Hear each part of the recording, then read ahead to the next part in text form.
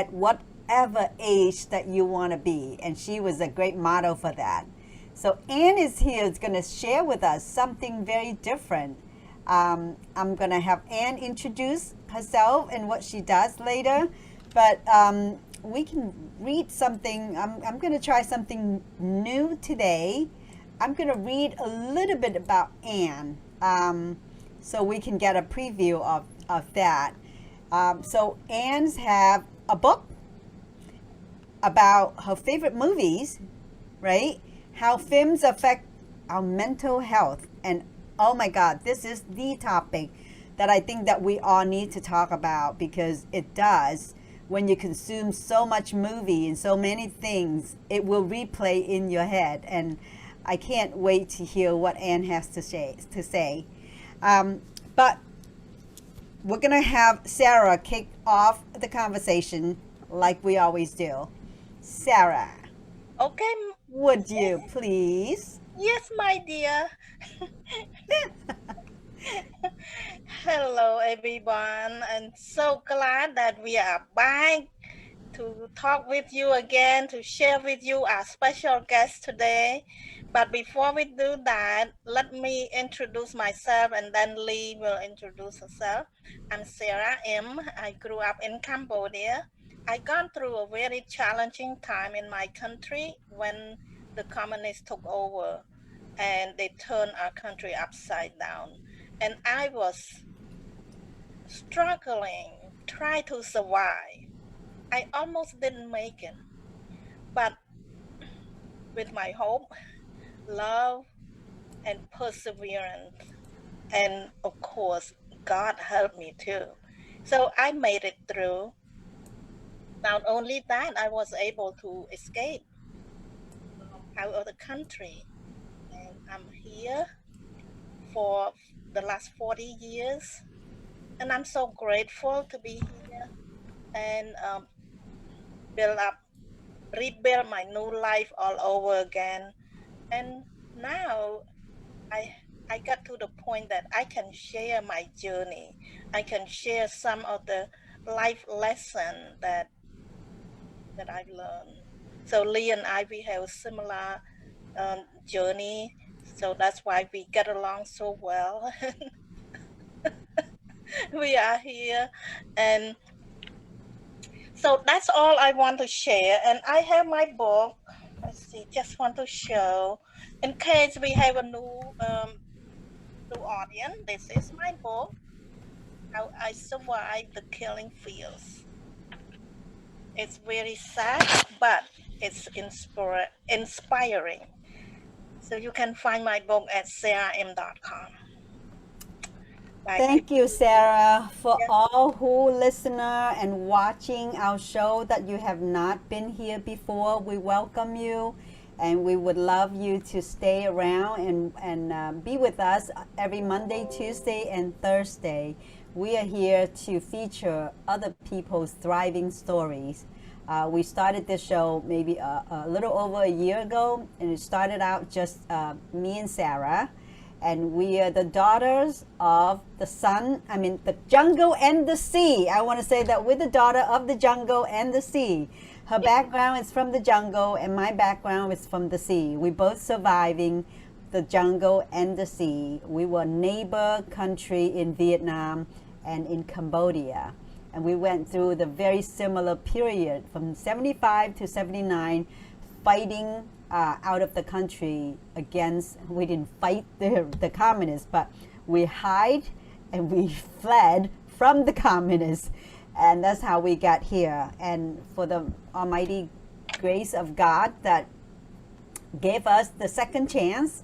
So we're here, and since last year, we wanted to be here to empower people with our message of hope, of our courage. Not that we were brave, but under the circumstances, you have to do what you need to do. And now we are still, over a year, we're still under the pandemic situation, but things are getting better. So hope is on the horizon. And we want to bring you story from different people who've been through different part of their lives and going through things that they have breakthrough, and they can share with us to help us heal faster, make better peace with ourselves, and have a better environment to live in. So Anne Feustel have intensive study things about mental health and the effect of the movie that we watch. And I want to attest to that as the conversation move on, because we are what we consume, and very much so. Garbage in, garbage out, trash in, trash out. So that's why we need to be very selective of what we're watching, what we're saying, what we're reading. So Anne, welcome. Thank you. Thank you for having me here. Well, you're welcome, and we're so glad that you're here. Would you introduce yourself and why, how you get to this special field, and would you tell us a little bit about what you find out? Sure. So yeah, I am the author of the book Our Favorite Movies: How Films Affect Our Mental Health.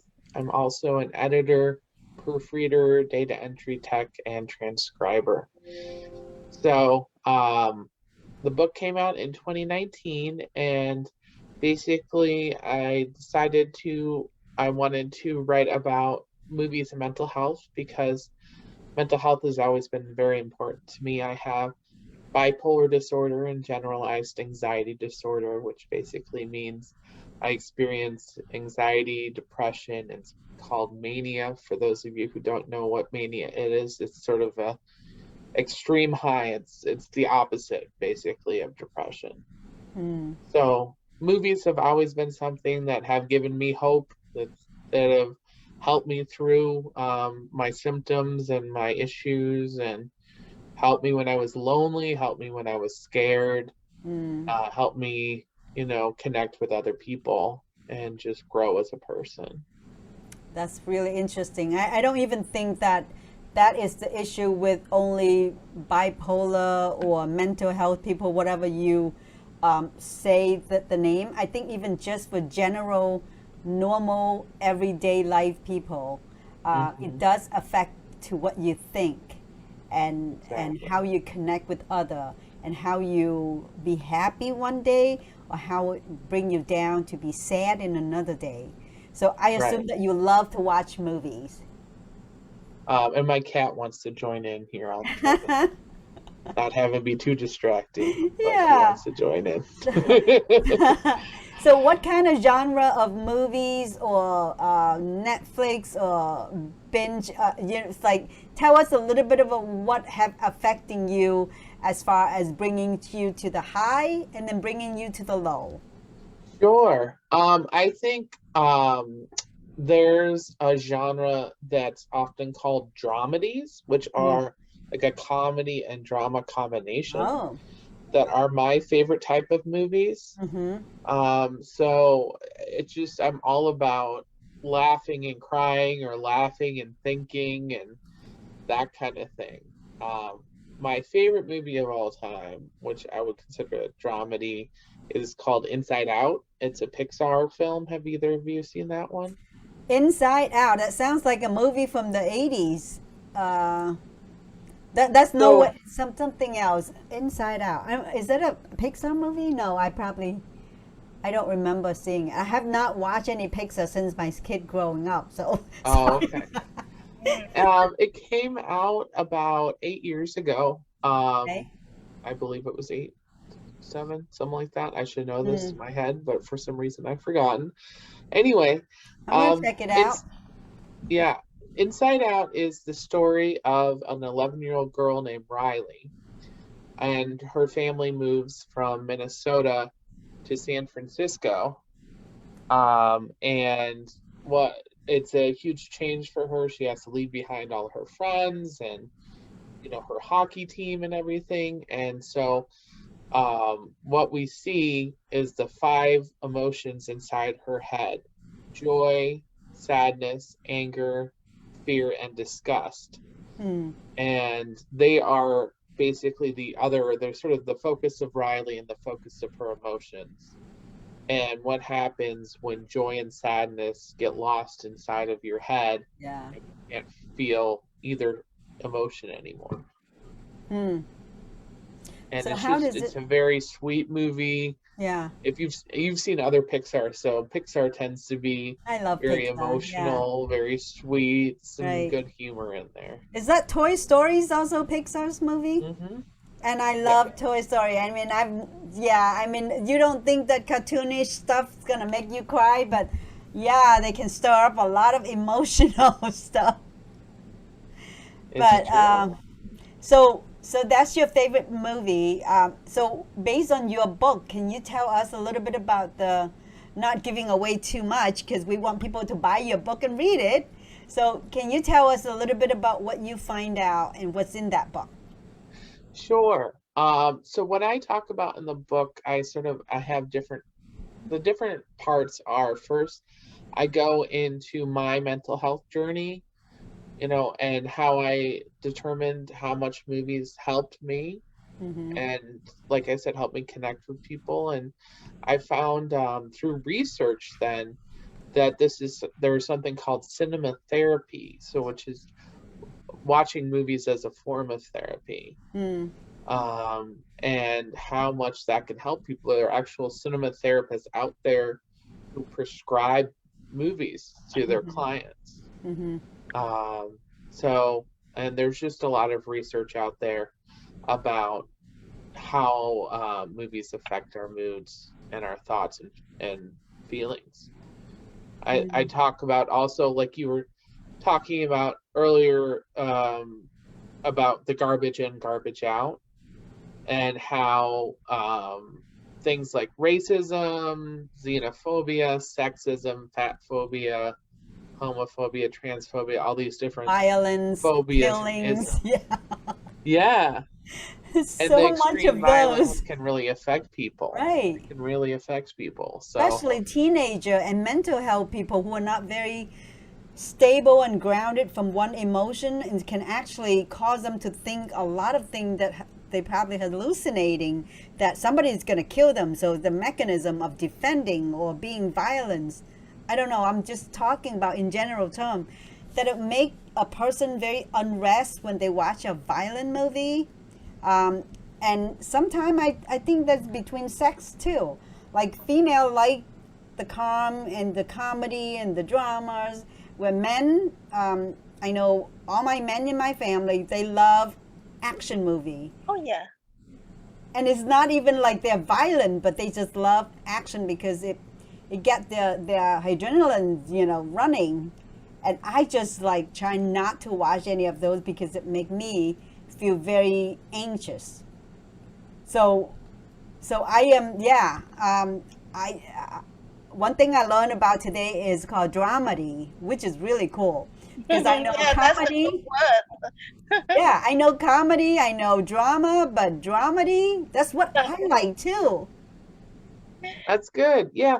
I don't know exactly if movies can affect people with mental health, with severe mental health issues quite in the way that you described, but Okay. um they definitely can have very negative effects on mental health, but not everybody. It's very interesting how much a horror movie might affect me versus how it might affect this person over there and this person over there. I talk Mm-hmm. to a lot of people who say, "Oh, horror movies are my favorite films," and I Mm. say, "Wow, okay."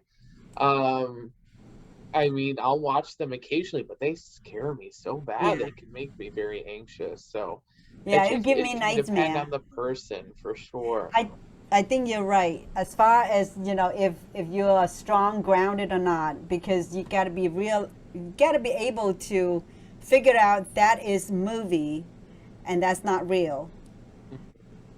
So somebody watching scary movie, I would always think that, oh, the door is gonna open, somebody gonna barge in.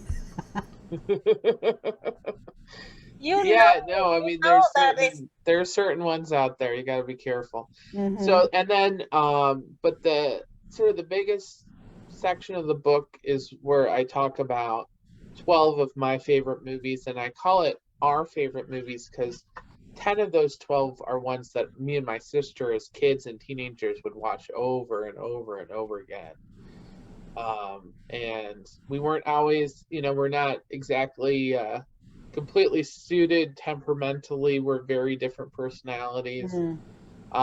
But we could always get together and watch movies and connect in that way.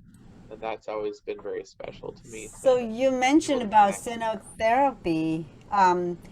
What are usually people recommend as a therapy for cinema for those type of movie? Is there Sure. a list or something that you can tell us? Well, I have a list in my book.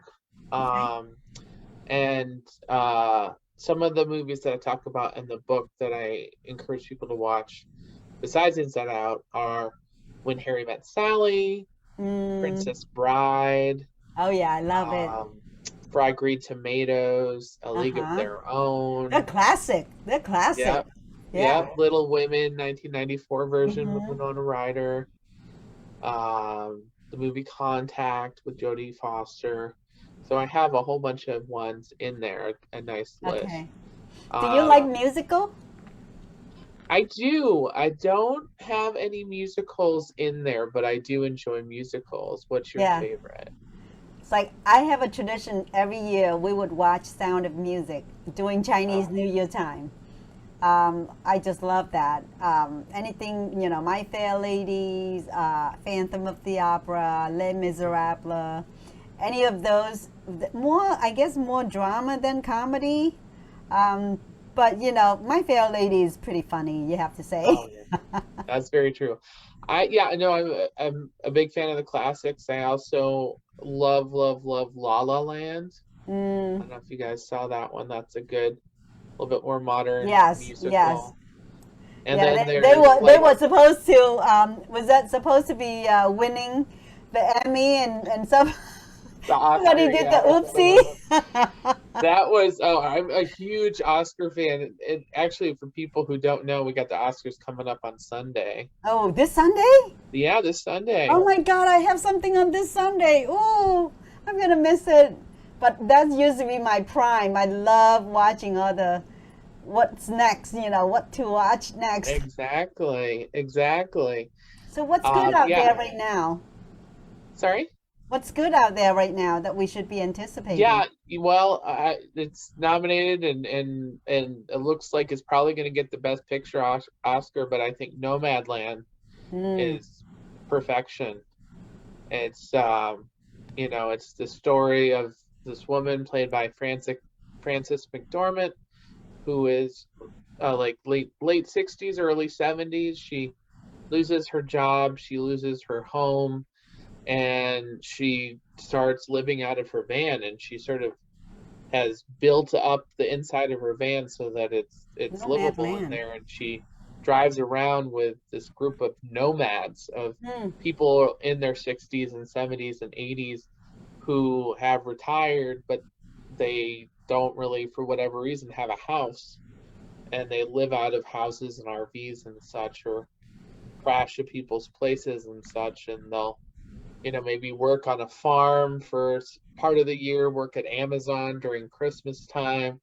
So it's sort of this life of what is it like without a house, but you still I have what you think is a home. Yeah, I wonder how the movie theater business going since nobody able to go to the movie theater this past year. So Yeah, it's been super hard for movie theaters, yeah, super hard out there. A lot of these movies were either released only on a streaming service, or that was where they got the most exposure. Like right. Nomadland is on Hulu. It was out in theaters for it's actually currently some theaters are showing it right now. Um, but it's been I saw it on Hulu. I haven't been to the theater since, I know. I doubt that February. anybody. I don't even know that they're opening the theater. There has been theaters that have been open on the weekends, but they Hmm. haven't really done a whole lot of business. But Yeah, now with the vaccines out, more right, people are, right. getting out to the Yeah. theaters. So my bad, I derail you. So back to your book. So let's talk a little bit more about what you have find out and things that in your book that you could tell our audience. Sure. So the kind of things that I found out, one of the sort of more fun parts that I talk about is sort of the fun facts and the little bits of information in my book. For instance, so with Inside Out, it was actually a really popular movie. And when the woman who voices Sadness in the movie was shopping at Target, a little girl heard her on her phone and she goes up to her and said, "Are you Sadness?" And she says, "Yes." And she said, "Will you sign my Sadness doll?" Oh. So just sort of this thing about how this little kid is identifies with Sadness, and that was her favorite character. And so, I think to myself, like, that kid's probably gonna grow up sort of being able to be in touch with the sadness that she feels, Yeah. and not feel like this is a terrible emotion to have and push it down. But at least that's what my hope is. Yeah. I It's think so we all. important for that, to be able to be in touch with our emotions and Right. not try to pretend like we don't feel them. Yeah. No, I think that's a very, very valid point because we're human. We come with many different emotions, right? We can be angry, we can be sad, we can be happy, we can be curious, we can be surprised, we can. I think it's the best just to honor that emotion, whatever it comes. And people used to say, "Oh, how are you doing? I'm fine. I'm fine." It's like, no, you are dying. You are so sad. We can read it from your face, but you keep saying that I'm fine. Don't worry, I'm fine. And sometimes it is hard. It is hard to see like so many celebrity that have so much love from outside and they cannot find the way to love themselves. They have to commit suicide. Like Robin Williams. I mean, he's always bringing so much joy to the world, right? And hearing him commit suicide, it's just because he's trying to make people happy, but he has not been in touch with his own personal emotions. Yeah, and part of the thing with Robin Williams too is that he was, diagnosed with Lewy body dementia, or Lewy body. I'm forgetting the last word. I think it's dementia, but it's basically a combination between Alzheimer's and Parkinson's. Oh, I didn't know that. Yeah, so his brain was affected by it. So he already did deal with depression. And alcoholism, Mm, but it was definitely a factor that he was having these issues. I actually have an uncle who mm, passed who had this same yeah, disorder, and it's just a very frightening thing to have. So, but there are plenty of other celebrities and yeah, actors out there who have died by suicide. One was not an actor, but Anthony Bourdain, right? uh, Kate was Spade.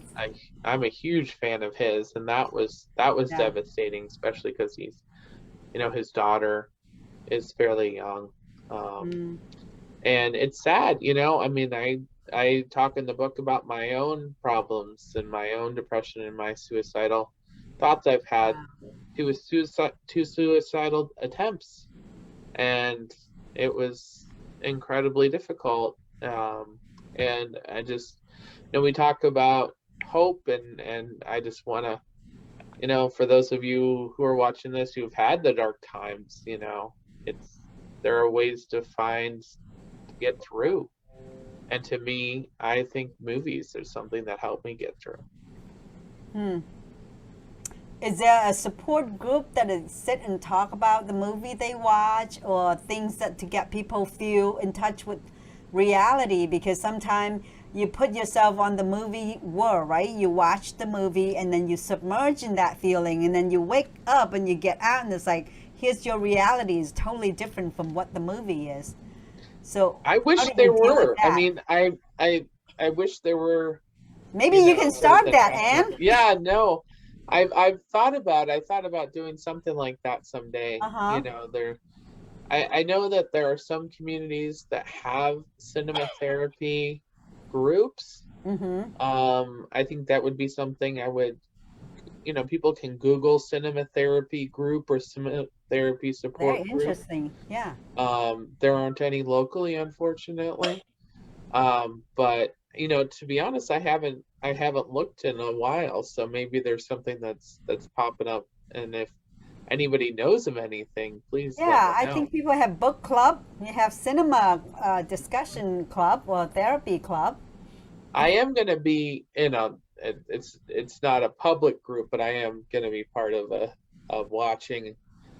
Here's something for people to do on their own or to do with your own friends is to make a habit of watching positive movies Yeah. and movies that give you hope. For instance, the one that I watched recently was the Guernsey Literary and Potato Peel Society. Ooh, Mhm. And that that sounds one is interesting.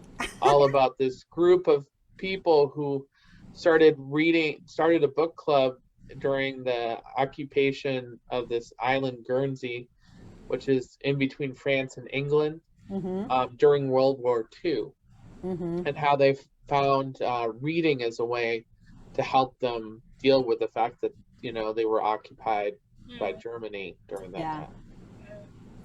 And when you're sad, it's always good to pull up a comedy to watch to lighten up the mood.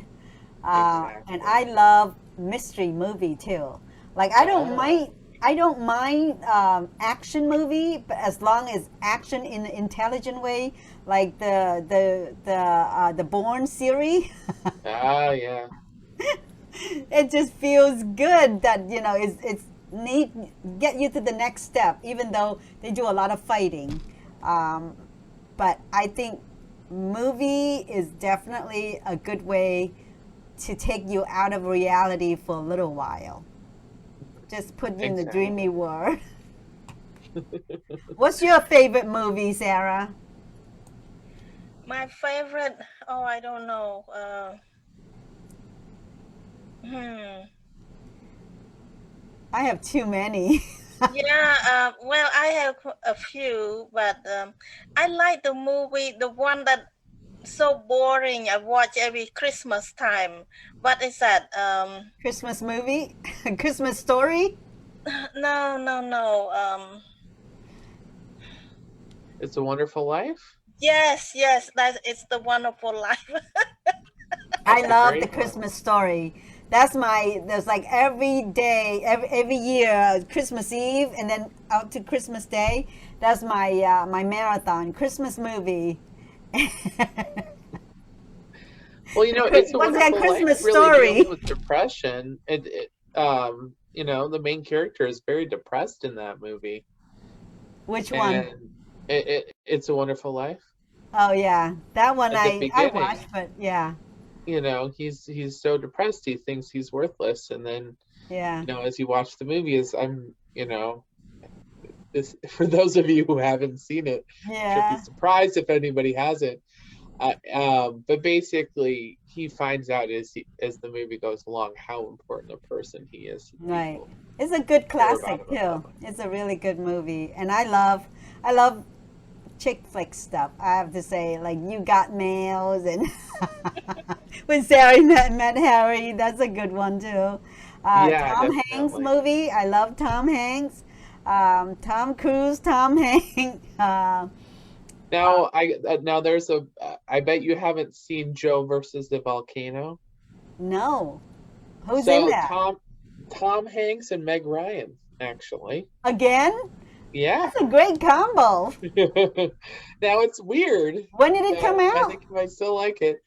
1990. Oh, Um, so it's not new. no, it's not new. What is it The called again? story is Joe Banks is a guy who hates his job, and he has all of these health issues after being a firefighter, and he left firefighting because of his health issues and now works in an office that I he doesn't. saw it. I know I You saw it. did. I saw it.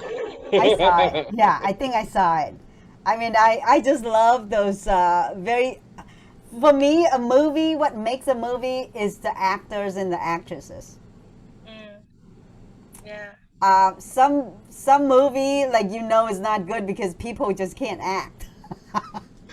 I don't care how good the story, but if the actor and the actress cannot act, then you just kind of like, you know. Exactly. No, you're But so right.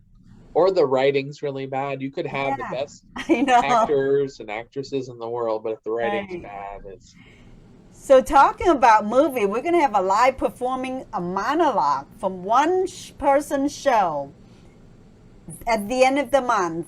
It's called Irma Baumbach, and anyone who make a comment will get a chance to win a Linkit, which is an electronic ticket that you can go in and share with the whole entire family and watch a virtual live performance. It's like moron, right? Virtual live performance. But yeah, and all the speakers, all the guests will automatically get a drawing. So I hope you might get. I think your mom Yeah. won. Yes. Joyce oh, win. Your mom won a Lincoln. So if you are sharing the household with her, or you can come visit her, you can watch together. okay. But it's supposed. I'll have to ask her when that is. Yeah, well, she definitely won, and that would be a great therapy for a good evening Sunday or Saturday. I think there's 3 days performance, so you can pick one day that you like. And I want to thank you so much, Anne, for being on here, and I hope your book is a great success. What you're doing is really helping people screen about what they watch, because I believe that movie does have a big, huge effect if you just kind of like read anything, watch anything, not screening through. It might contaminate your thoughts.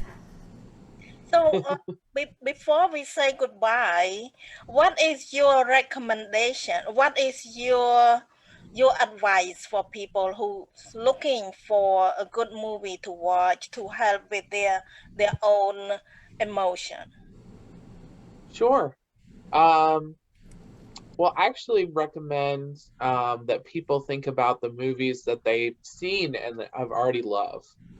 I think those are the best ones, what I call comfort movies. Mm. You know that there have been movies in your past, even if you Yeah, last saw it when you were a little kid. There's yeah, movies that you've watched that really bring you joy and bring you comfort and are just like soothing to your soul. So I recommend those. I would also, like I said before, recommend if you know there's some kind of extreme violence or sexism, etc. in there, I would encourage you to yeah. see if there's another one that you really love to watch. But I'm not here to judge you for your movie choices.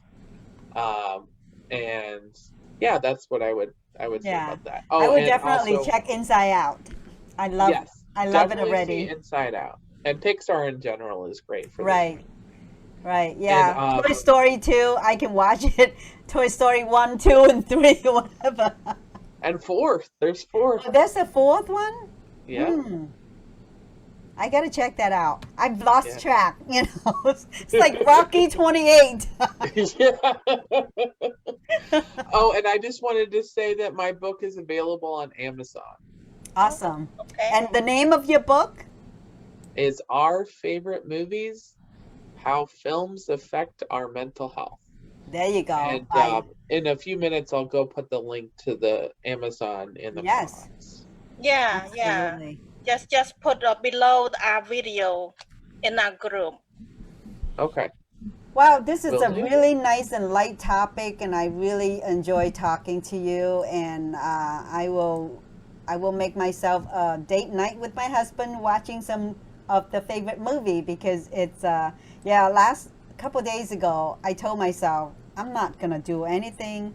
I'm just gonna have dinner and watch a movie, and I watched My Fair Lady, and it lightened my heart. I just danced with her. I was singing with her, and just make me feel like I love myself again. It's awesome. I love it. Yeah, so sometimes we need to do that. We just need to just heck with everything. Everything can wait. Go and reconnect with yourself with a good movie, maybe a glass of wine. Who knows if you like wine, or some popcorn, some cheesecake. Like, have a bunch of girlfriends and watch something fun and laugh together, right? Such a great therapy. So thank you, Anne. Thank you, everyone, for watching. I know we went